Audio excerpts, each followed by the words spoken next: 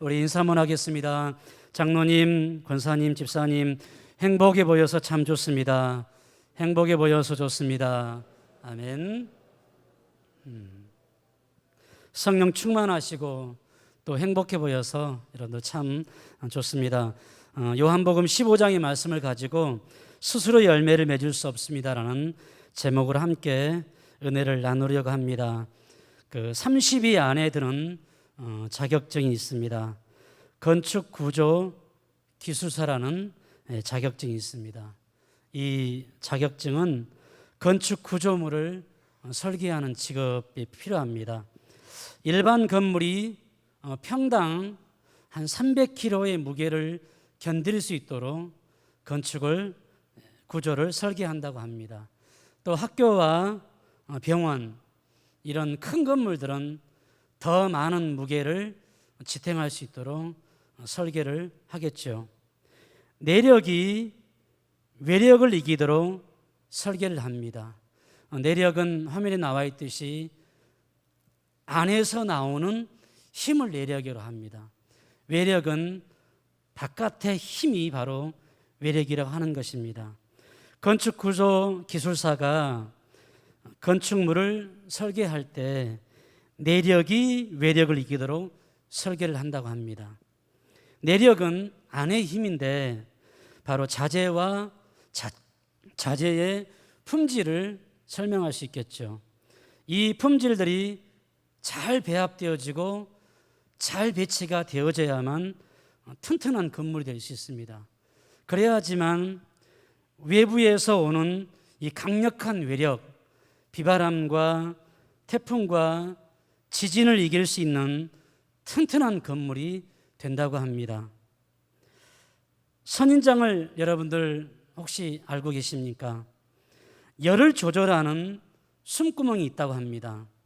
그래서 그 기공을 열어서 또 다듬을 통해서 그렇게 강력한 사막의 지역에서도 생존하는 바로 식물이 바로 서진장이라고 하는 식물이 있습니다. 이것은 건축물만의 문제가 아닙니다. 이것은 외락과 내력, 사람에게도 동일하게 적용되어지고 그 다음에 조직과 공동체에서도 동일하게 적용되어집니다.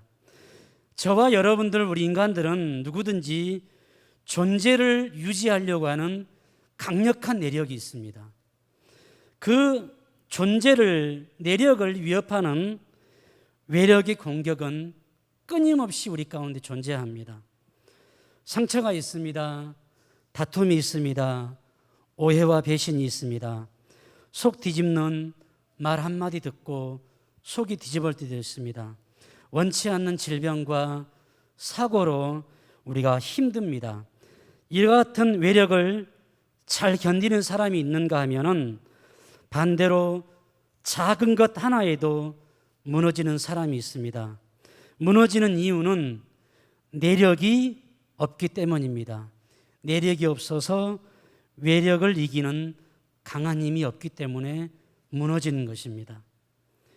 외력을 이기는 내력을 우리가 흔히들 저 사람은 멘탈이 강하다, 맷집이 강하다, 견디는 힘이 강하다라고 우리가 표현을 종종 하기도 합니다. 내력을 갖기 위한 일반적인 것들을 찾아보았습니다. A와 B라는 사람이 아름다운 대화를 나누고 공감해 줄 때 우리 안에 굉장히 강력한 내력이 생기기도 합니다. 또 마음이 우울하고 꿀꿀할 때 우리가 여행을 하게 되어지면 우리 안에 좋은 에너지로 말미암아서 평상시 생기지 않았던 아주 강한 내력을 갖는다고 합니다. 또 여러분들 아시겠지만 좋은 곳에 가서 식사합니다. 좋은 곳에 가서 사람들과 함께 식사하면서 차를 마십니다. 이러한 것들은 내력을 갖기 위한 일반적인 인간들의 노력 중에 하나입니다. 이것이 참 좋지만 또한 단점도 있습니다. 그 단점은 지속적인 것이 되지 못한다는 것입니다. 그래서 오늘 말씀은 그러면 우리에게 근본적인 내력이 필요합니다. 일시적인 내력이 아니라 근본적인 내력을 통해서 우리 삶 가운데 평생 실수하지 않고 실패하지 않고 이기는 하나님의 그리스도인들로 살아갈 수는 없을까라는 질문을 해보고 싶습니다. 그래서 오늘 요한복음 15장에서는 근본적인 내력은 어디에서 오는가? 근본적인 내력은 어디에서 오는가? 오늘 예수님은 당신을 나는 참 포도나무라고 말씀하셨고 우리는 가지라고 말씀하셨습니다. 그래서 요한복음 15장은 포도나무와 가지의 비유라고 설명을 하고 있습니다. 제자들 볼까요? 인생을 걸었던 스승 예수님이 강력한 외력으로 십자가에 죽는다라고 예수님께서 말씀하셨습니다. 그로 말미암아서 제자들이 소심하기 시작되어집니다.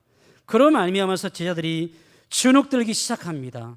그 상황을 보시면서 예수님께서 주눅들지 않고 이길 수 있는 근본적인 내력을 요한복음 15장에서는 선포를 하고 있습니다. 오늘 굉장히 많은 내용을 설명할 수 있지만 짧게 두 가지 가지고 근본적인 내력을 두 가지 살펴보려고 합니다. 첫 번째로는 근본적인 내력은 농부이신 하나님께로부터 시작된다는 사실을 여러분들 기억했으면 좋겠습니다. 우리 1절부터 8절까지 말씀을 보니까 오늘 요한복음 15장은 열매 맺음이라고 하는 이 열매를 5번씩 계속 강조합니다. 열매를 맺음은 5번씩 강조합니다. 그래서 우리가 열매를 맺기 위해서 다시 말하면은 강력한 내력으로 말미암아 승리하기 위해서는 절대 놓쳐서는 안 되는 것 첫 번째가 바로 농부이신 하나님을 잊어서는 안 된다라고 말씀을 하고 있습니다. 우리 1절 한번 다 같이 한번 큰 소리로 한번 읽어볼까요? 자, 15장 1절입니다. 시작. 나는 참 포도나무요 내 아버지는 농부라고 말씀하셨습니다. 여기에 포도나무 한 구 있다고 여러분들 생각해 보십시오. 그러면서 우리 모두가 그 나무를 향하여서 풍성한 열매를 맺으라고 명령을 해보겠습니다.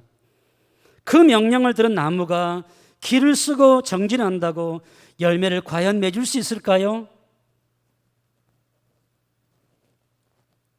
그 열매는 우리가 수천 마디, 수만 마디 강력한 선포를 한다 할지라도 묘목은 스스로 열매를 맺을 수 없는 거 우리 모두가 잘 알고 있습니다. 그래서 농부의 존재는 더 중요한 것입니다. 농부는 묘목을 심기 전에 면밀한 정지 작업을 합니다. 돌들을 치우고 땅을 기경합니다. 적당한 간격 2, 3m 간격을 보고서 묘목을 심기 시작합니다. 그리고 이스라엘은 여우와 돼지들로부터 농작물 피해를 많이 받았기 때문에 이러한 짐승들로부터 자기가 심은 나무를 보호하기 위해서 아주 강력한 원타를 치게 되는 게 있습니다. 높은 곳에서 전체 농장을 볼 수 있는 망대를 만들기도 합니다. 쓰러진 나무들을 농부는 세워줍니다. 나무에 있는 해충들을 제거하고 거름들을 주면서 정성껏 돌보기도 합니다. 많은 정성을 쏟아붓습니다. 농부의 발걸음은 멈추지 않습니다. 그래서 우리가 그런 말 합니다. 열매는 농부의 발걸음과 농부의 숨소리를 듣고 열매를 맺는가 보다. 아마도 이런 말들이 농부의 헌신 때문에 나온 것이 아니겠습니까? 열매는 농부의 온전한 헌신과 농부의 온전한 사랑과 농부의 온전한 애정으로 맺혀지는 것입니다. 가지가 100방울은 노력해도 묘목 스스로는 아름다운 열매를 맺을 수가 없습니다. 사랑하는 성도 여러분들, 오늘 본문을 통해서 믿음이란 무엇일까? 하나님은 우리 인생을 농사짓는 농부라는 믿음을 다시 한번 기억하십시오. 우리는 하나님의 포도임을 다시 한번 믿는 믿음을 회복하는 시간이 되었으면 좋겠습니다.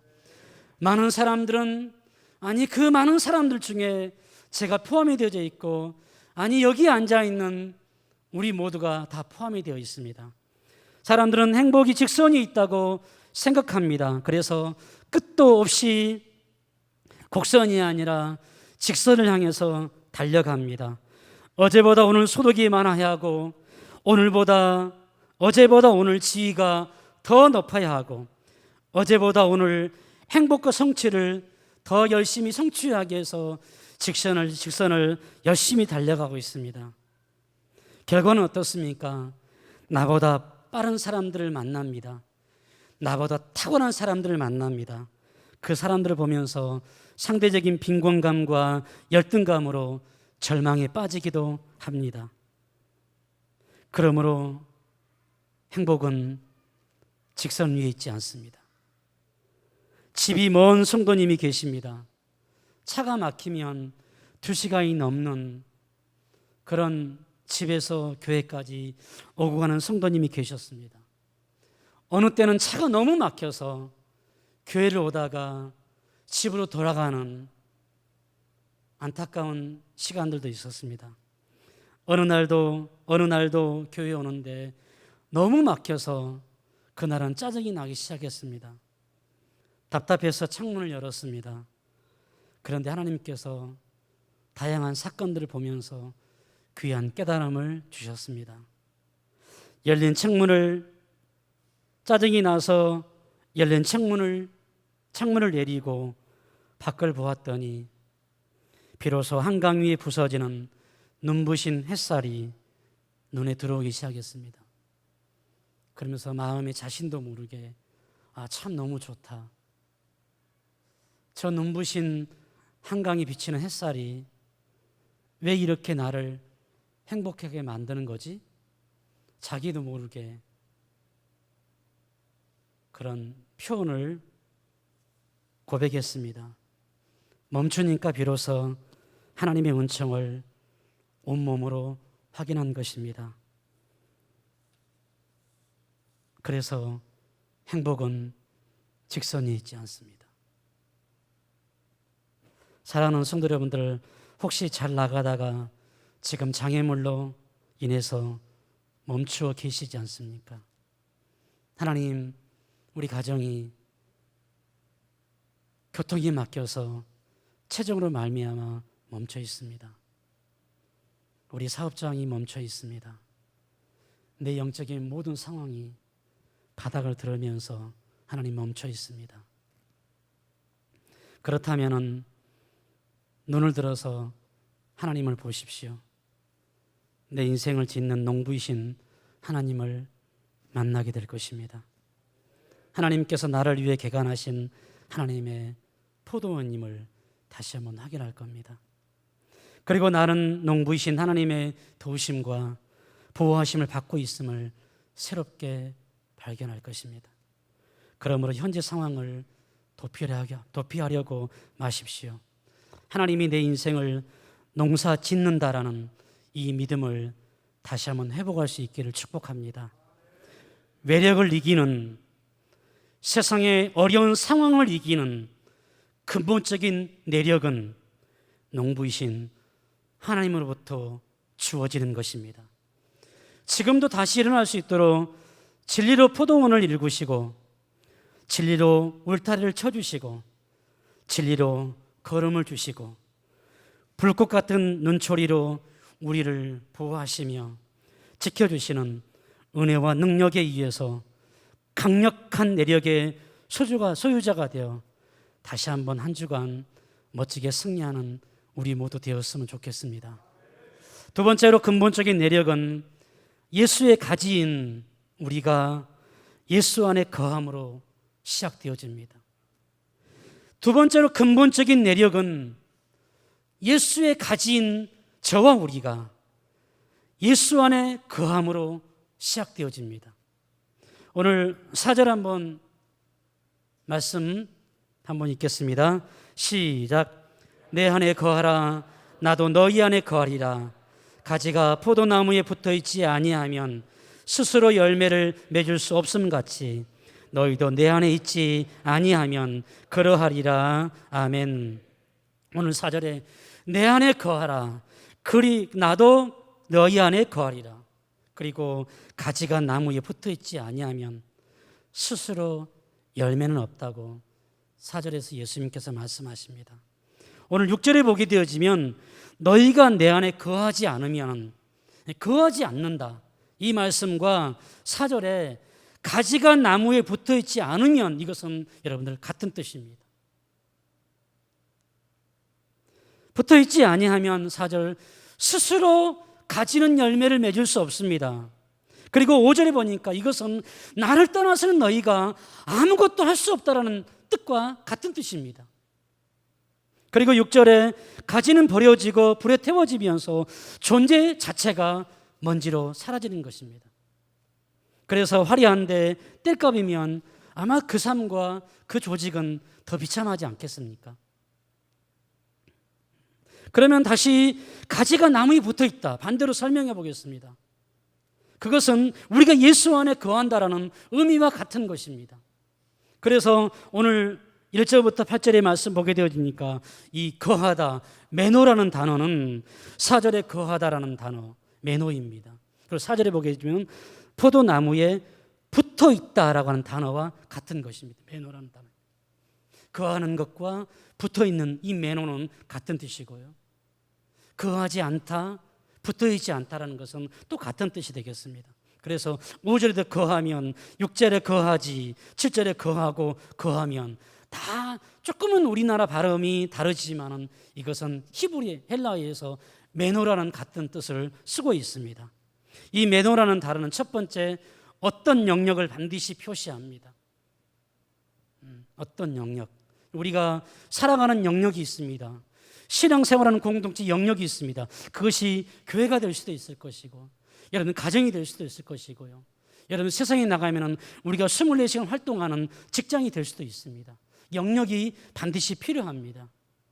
지금 매노라는 단어를 설명합니다. 두 번째로는 그 영역에서 굴하지 않고 맞서서 무엇인가를 지켜내는 것입니다. 그래서 이 단어는요, 법적인 용어로 사용하는 그런 단어입니다. 한번 보십시오. 불의를 우리 용납할 수 없습니다. 세상의 부정부패를 용납할 수 없습니다. 그래서 내가 가지고 있는 모든 자원들을 동원해서 그 질서를 지키고 정의를 지켜내는, 끝까지 맞서 싸워내는 그 단어가 매노라는 단어입니다. 오늘 한번 말씀해 보십시오. 가지가 나무에 붙어 있는 매노의 삶. 그러면 우리가 예수라고 하는 그리스도인의 삶을 지켜내는 매노라는 삶은 우리에게만 적용해 볼까요? 우리 영역은 누구입니까? 바로 예수가 전제되어진 신앙의 영역입니다. 그 영역 안에서 세상의 많은 사람들이 기독교는 진리가 아니야, 하나님의 말씀은 진리가 아니라고 강력하게 선포해도 우리는 영적인 공동체 안에서, 이 신앙적인 영역 안에서 끝까지 진리를 지켜내고 복음을 지켜내면서 맞서 싸워나가는 그러한 그리스도인이 매노의 성도임을 믿으시길 축복합니다. 그렇게 설명하면서 어떤 목사님이 굉장히 해석을 한 것이 저의 마음 가운데 와닿는 그 단어가 뭐냐면, 가지에 붙어 있는 것, 예수 안에 거하는 것은 같은 의미입니다. 가지가 나무에 붙어 있다는 뜻은 무엇일까요? 우리가 예수 안에 거한다는 것은 무슨 의미를 가지고 있을까요? 그분은 그렇게 설명했습니다. 가지가 나무를 자신 안에 품어내는 것입니다. 여러분들, 가지와 나무를 한번 살펴보십시오. 가지는 나무의 모든 것을 품어내는 것이 가지가 나무에 붙어 있다는 것입니다. 그러면서 나무가 뿌리내고 있는 이 전체 대지를 가지가 한 개도 부인하지 않고 그 땅의 존재가 어떠하든지 다 품어내는 것입니다. 그리고 또 한 가지는 나무의 호흡까지도 품어내는 것입니다. 그리고 나무의 뿌리와 나무가 간직하고 있는 모든 송두리째를 누가 품는 거예요? 가지가 품어내는 것입니다. 그러면 이것을 우리에게 적용해 보겠습니다. 가지, 예수의 가진 우리가, 그리스도인들이 예수 안에 거한다? 이것은 무슨 뜻일까요? 예수를 품어내는 삶이 우리 가운데 필요한 것입니다.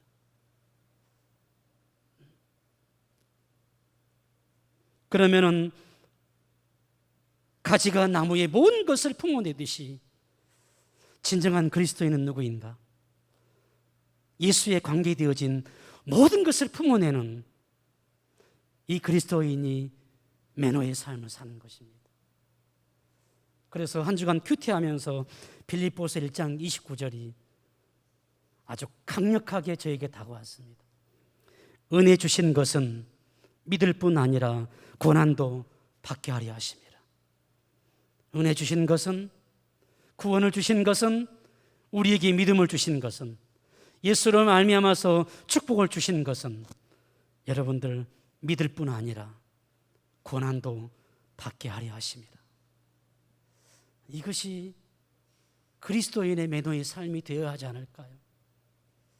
혹시 수십 년 동안 성도라고 듣고 그렇게 불려지기 원하면서 기독교의 좋은 것만 흡수하고 교회 와서 좋은 것만 받아들이고 하나님이 주시는 신앙 안에 복된 것만 받아들이고 작은 것 하나라도 손에 되어지고 손해 보기 싫어서 그것을 여러분들 내어 뿜는다라면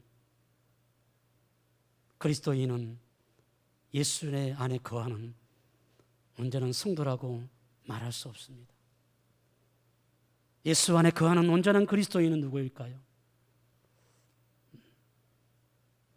온전하게 붙어있는 가지는 어떤 가지가 진짜 가지일까요? 나무의 모든 것을 품어내는 가지가 진짜입니다.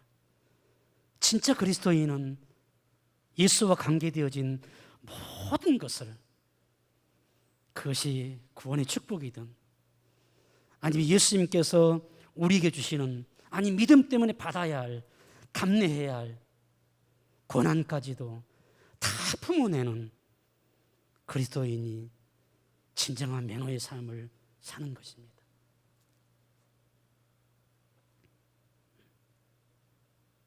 우리가 주님 안에 거하면, 우리가 예수의 모든 것을 품어낸다라면 길 되시고 진리가 되시고 생명 되시는 예수님이 우리 안에 들어와 주시는 것이 얼마나 고맙습니까?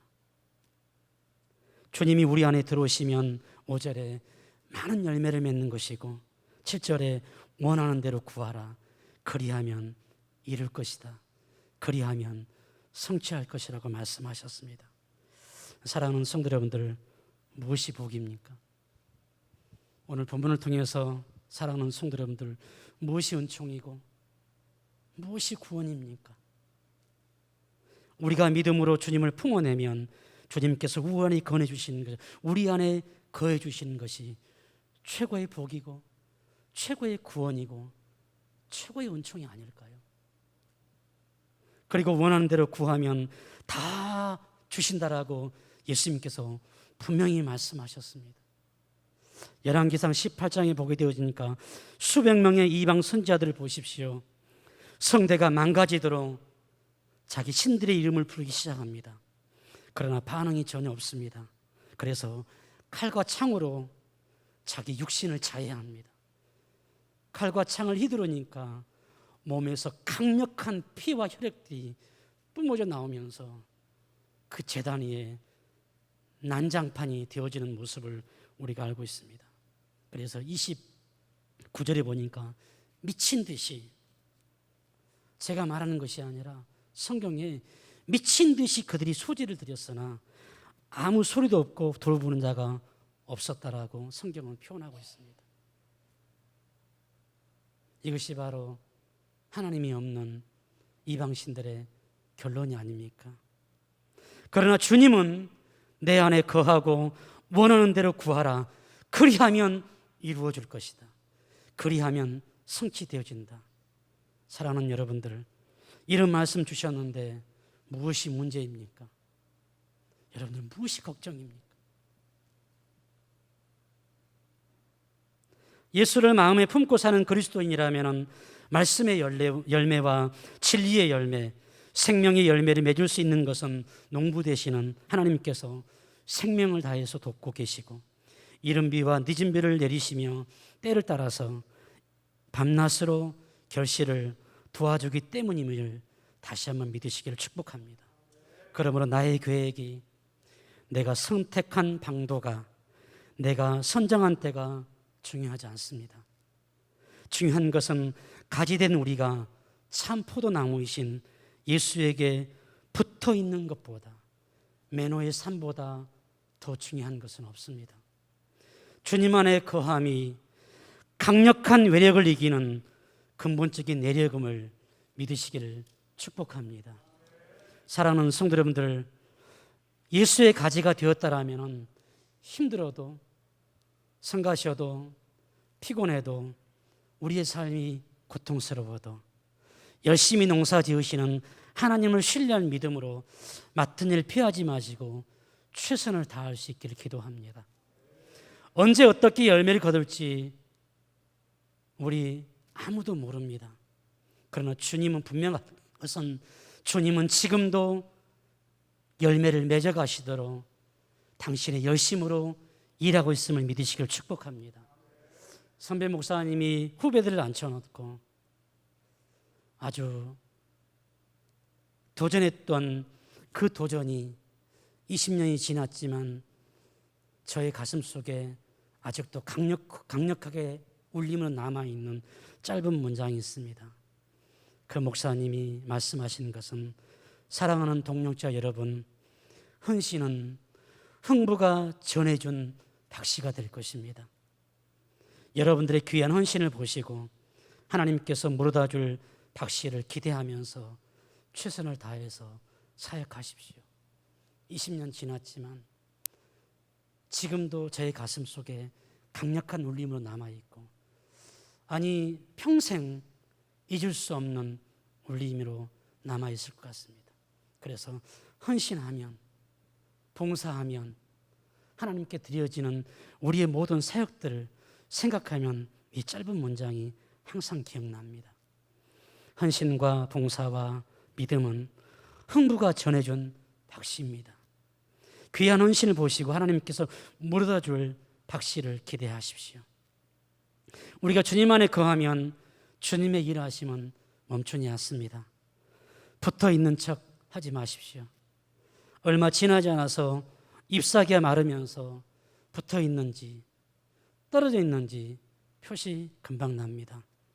제대로 붙어 있으면 8절의 말씀처럼 열매를 많이 맺어서 영광이 된다라고 말씀하셨습니다. 사랑하는 성도 여러분들, 다 없어도 가장 소중한 가치 한 가지, 그리고 두 가지, 농부이신 하나님과 주님 안에 온전히 거함으로 영적인 강력한 내력으로 세상의 다양한 외력들을 넉넉히 이겨내는 멋진 한 주간 되시기를 주님의 이름으로 축복합니다. 아멘. 하나님 아버지, 농부이신 하나님과 주 안에 거하는 강력한 내력으로 세상의 다양한 외력들을 넉넉히 이기는 멋진 한 주간이 되도록 성령님 역사하여 주옵소서. 예수님 이름으로 기도하옵나이다. 아멘.